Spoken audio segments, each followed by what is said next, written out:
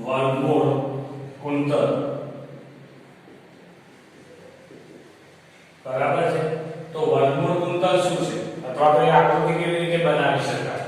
તો વર્ગમૂળ કુંતલ આકૃતિ આપણે બનાવી હોય તો એ દરેક સંખ્યાનું વર્ગમૂળ બતાવે છે સંખ્યા રેખા ઉપર આપણે જે બનાવ્યું છે બરાબર છે। તો વર્ગમૂળ કુંતલ બનાવવા માટે પહેલા હું અહીંયા 0 લઉં છું બરાબર। 0 થી શરૂઆત કરું તો આને p1 કહું છું। ત્યાંથી આ માપ કેટલું લેવાનું છે? તો OP1 છે, OP1 બરાબર અહીંયા આપણે લખી દઈએ 1 એકમ બરાબર 2 સેન્ટીમીટર લેવાનું છે। એટલે OP કેટલું લેવાનું? 1 એકમ। એને મેં લંબ રેખા દોરી છે અને અહીંયા નામ આપ્યું છે P2। તો P1 થી P2 તો P1 થી P2 પણ 1 એકમ લેવાનું છે। હવે O થી P ને જોડી દો તો તમને ખબર છે પાયથાગોરસના પ્રમેયથી વર્ગમૂળમાં 2 મળે છે। હવે શું કરવાનું છે?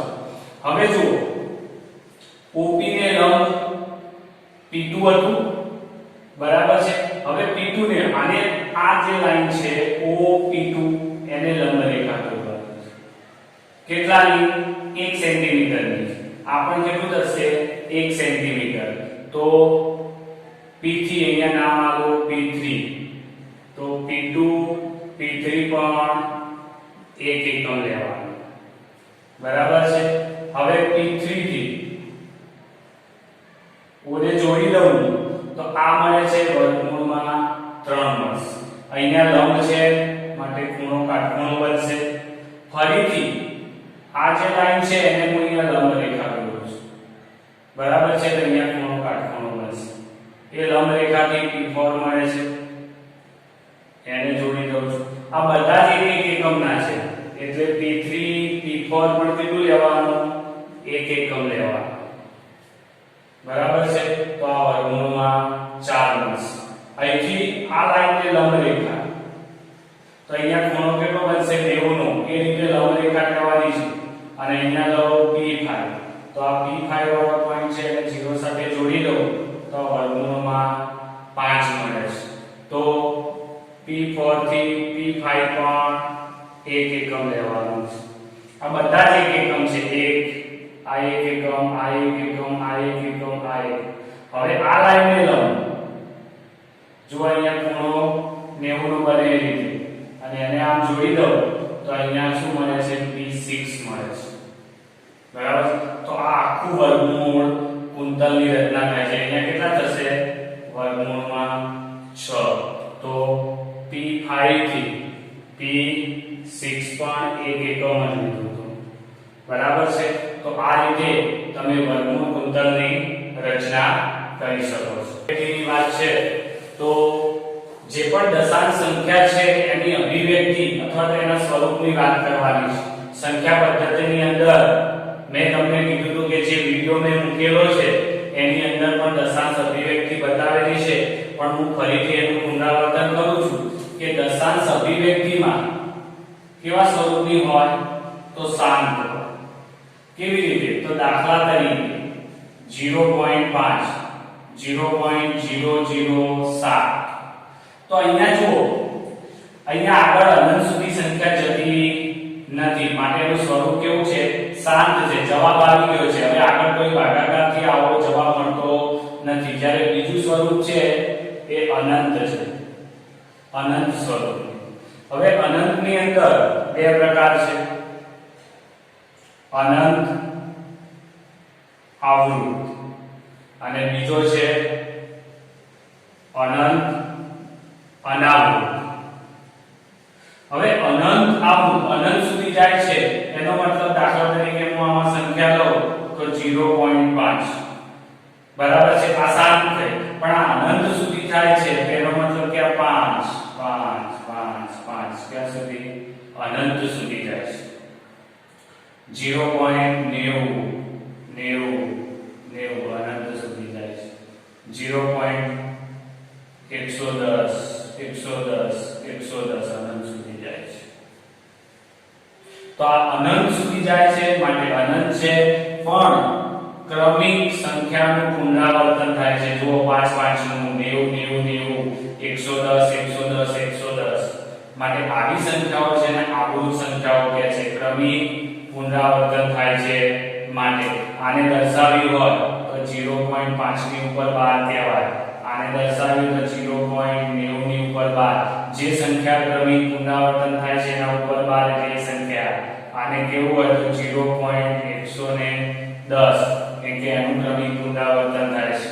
તો આખી લખવાની જગ્યાએ પણ હું લખી શકું છું. તો આ અનંત આવૃત, અનંત અનાવૃત દાખલા તરીકે 0.5 7 8 1 0 100 8. અહીંયા જુઓ કોઈ પણ સંખ્યાનું પુનરાવર્તન થતું નથી. તો આવી સંખ્યાઓ છે અનંત અનાવૃત છે. હવે બીજું સમય સંખ્યાઓની વાત છે તો એની સાથે પણ કહીએ. શાંત સંખ્યા હોય એ હંમેશા કેવી હોય? સમય સંખ્યામાં જ આવે. જ્યારે અનંત આવૃત પણ કેવી હોય? તો સમય સંખ્યા જ કહેવાય. એટલે જો કોઈ સંખ્યાનું દશાંશ સ્વરૂપ શાંત હોય તો પણ એને તમે સમય સંખ્યા કહી શકો. જ્યારે આવી સંખ્યાઓ છે તો અનંત આવૃત છે માટે એ પણ કેવી છે? સમય સંખ્યાઓ છે. પણ જો અનંત અનાવૃત સંખ્યાઓ દાખલા તરીકે હજુ લેવું હોય તો પાઈ ની કિંમત જો તમે 3.14 અનંત સુધી જાય છે આ લો તમે તો આ શેમાં આવશે? અનંત અનાવૃતમાં આવશે. બરાબર? આ જ કિંમત એકલો પાઈ કીધો હોય તો અથવા 3.14 કીધું હોય તો, પણ 22/7 કીધું હોય તો એ પાછું કેવું આવશે? સમય સંખ્યાઓ. તો અનંત અનાવૃત છે એવી પણ કેવી સંખ્યાઓ છે? અસમય સંખ્યા છે. આ સમયમાં આવતી નથી. બરાબર છે? તો આ દશાંશ અભિવ્યક્તિ છે. હવે કોઈ સંખ્યાનો કોઈ સંખ્યા વડે ભાગાકાર કરવામાં આવે પછી આ ત્રણમાંથી કોઈ એક સ્વરૂપની સંખ્યા હોઈ શકે છે. અને જે સંખ્યા હોય એના આધારે તમે એને સમય છે કે નથી એ પણ કહી શકો છો. પહેલો દાખલો છે કે 36/100.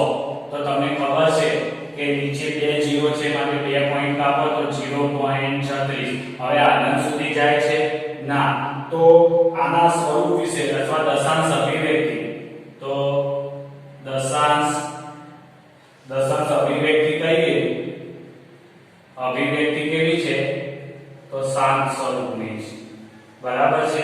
બીજો નંબર જોઈએ તો અહીંયા લઈએ બીજો નંબર કે 1/11. તો હવે આનો તો સીધું પોઈન્ટ કપાતા નથી તો આપણે ભાગાકાર કરવો પડે. તો આ 1 લીધો એને 11 વડે ભાગીએ તો જુઓ 1 0 મૂકું તો પણ ભાગ ચાલતો નથી માટે 0 પોઈન્ટ. હજુ 10 નાના છે 11 કરતા તો હજુ 1 0 મૂક્યો માટે અહીંયા 1 0 આગળ આવશે. આ ખાસ ધ્યાન રાખો. 11 9 99 0 0 1 1 0 ઉતાર્યો છે. બરાબર છે?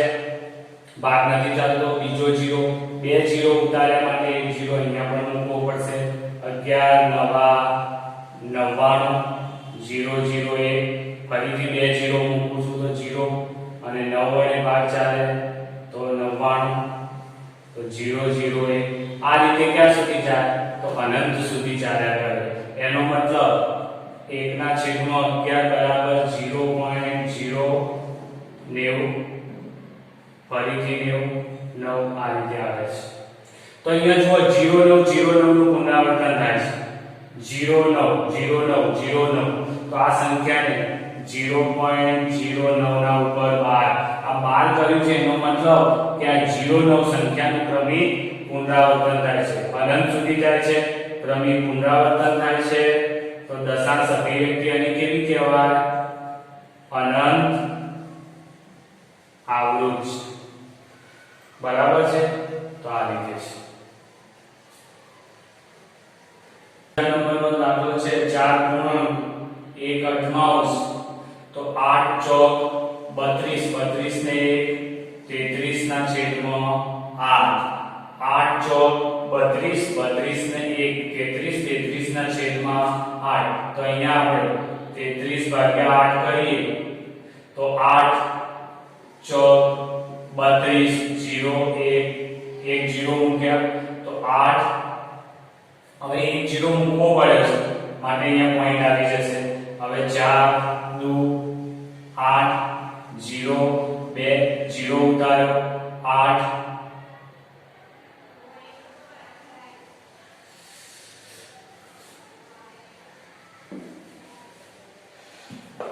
તો અહીંયા 33 ના છેદમાં 8 નો ભાગાકાર કરીએ આપણે તો 8 ચોક 32 0 1 હવે જો અહીંયાથી હું 0 ઉતારું છું 1 0 ઉતાર્યો અહીં પોઈન્ટ મૂક્યો 8 એકા 8 તો 2 વધ્યા ફરીથી 0 ઉતાર્યો તો 8 2 16 0 4 ફરીથી 0 ઉતાર્યો તો 40 થયા 8 5 40 જવાબ શૂન્ય થઈ ગયો નંબર 33 ના છેદમાં 8 નો જવાબ કેટલો આવ્યો 4.125 તો અનંત સુધી જાય છે ના માટે આનું દશાંશ સ્વરૂપ કેવું હોય તો શાંત સ્વરૂપ હોય આ જ રીતે તમે ભાગાકાર કરી અને ચોથો દાખલો છે પાંચમો છે તે ગણી શકો છો બધા દાખલા બરાબર છે કે જે તમે આ રીતે હોમવર્ક ની અંદર કરી શકાય છે હવે વાત આવે છે પ્રશ્ન 2 ની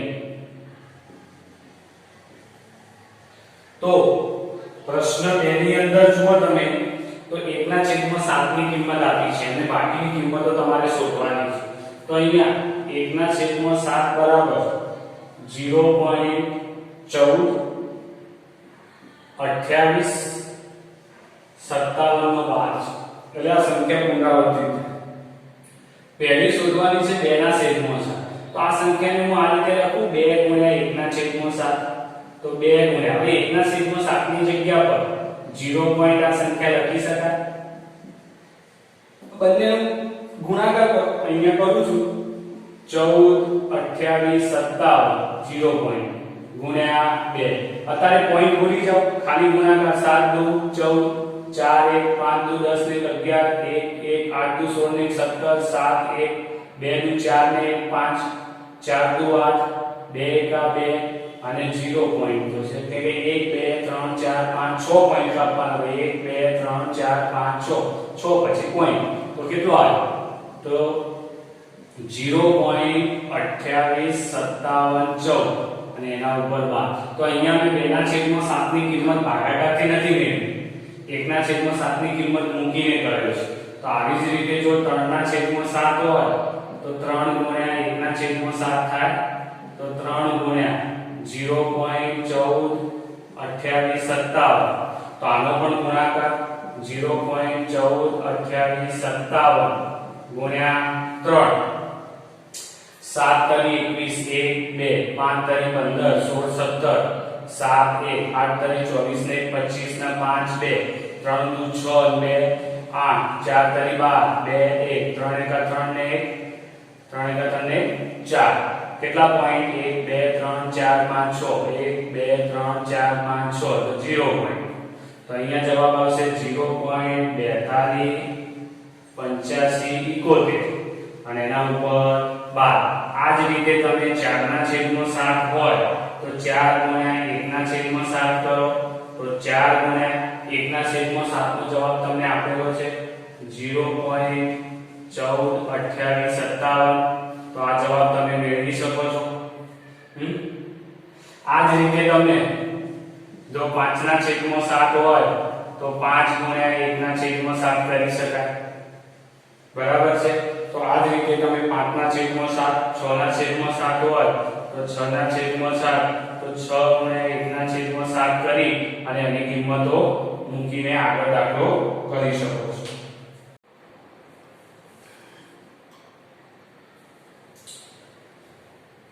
તો આગળ પ્રશ્ન નંબર 3 માં છે કે આપેલી જે સંખ્યાઓ છે એ અનંત આવૃત સ્વરૂપની છે જો 12 વાળી છે ઉપર ડેશ છે એનો મતલબ અનંત સુધી જાય આવી સંખ્યાને તમારે p/q સ્વરૂપમાં દર્શાવવાની છે તમને ખબર છે કે સમય સંખ્યા છે તો એને p/q સ્વરૂપમાં દર્શાવી શકાય બરાબર છે તો અહીંયા આપણે આ સંખ્યાઓને દર્શાવવાની છે તો શું કરશું તો આપણે જો સંખ્યાઓને દર્શાવવા માટે પહેલા આપણે શું કરશું તો ધારી લઈએ કે ધારો કે x બરાબર 0.6 બાર, તો એનો મતલબ x બરાબર 0.6666 અનંત સુધી જશે. હવે કેટલી સંખ્યાનું પુનરાવર્તન થાય છે? એક સંખ્યાનું પુનરાવર્તન થાય. જો એક સંખ્યાનું પુનરાવર્તન થાય તો 10 વડે ગુણવાના, બે સંખ્યાનું પુનરાવર્તન થાય તો 100 વડે ગુણવાના, ત્રણ સંખ્યાનું પુનરાવર્તન થાય તો 1000 વડે ગુણવાના. એનો મતલબ જો એક સંખ્યાનું પુનરાવર્તન થાય તો એકની પાછળ એક 0 એટલે 10 વડે ગુણવાનું. તો બંને બાજુ 10 વડે ગુણતા તો અહીંયા કેટલા થાય? 10x, અહીંયા 0.666 છે, એને હું 10 વડે ગુણું તો એક પોઈન્ટ અહીંયા કપાશે, તો કેટલો આવશે? એક પોઈન્ટ કઈ બાજુ જશે? તો એક પોઈન્ટ આપણી છે એ જમણી બાજુ ખસશે, આમ ખસવાનું છે, તો કેટલા થશે? આ પોઈન્ટ અહીંયા જાય તો 6.666 આવશે અનંત સુધી. હવે શું કરવાનું? બંને બાજુ કેટલા x બાદ કરતા. આ તો આ જ ક્રિયા કરવાની દર વખતે, દરેક કોઈ પણ સંખ્યા હોય તો 10x - x 6.666 છે અનંત સુધી, એમાં -x કરવાનો છે. તો અહીંયા 10x માંથી 1x જાય તો 9x આવશે. 6.666 છે. હવે આ -x એની જગ્યા પર આ સંખ્યા લખી શકું તો જો આની બાદબાકી લગાવો. કેટલી છે? 6.6666 અનંત સુધી માઈનસ 0.6666 અનંત સુધી. બરાબર. દશાંશની બાદબાકી કે સરવાળો હોય ત્યારે ખાસ ધ્યાન રાખો કે પોઈન્ટની નીચે જ પોઈન્ટ આવે. તો 6 માંથી 6 જાય 0 0 0 0, પોઈન્ટની નીચે પોઈન્ટ, 6 માંથી 0 જાય તો 6. એનો મતલબ 9x બરાબર 6.0 ને હું આને 6 પણ કહી શકું. તો x બરાબર 6/9. તો જુઓ અહીંયા 3 દુ 6, 3 તરી 9, 3 3 ચડ્યા તો 2/3. તો કિંમત મળી x બરાબર 2/3, જે કયું છે? p/q સ્વરૂપ છે. તો મળી ગયું તમને p/q સ્વરૂપ. એટલે આ સંખ્યાને 0.6 બાર ને તમે 2/3 સ્વરૂપે પણ દર્શાવી શકો છો.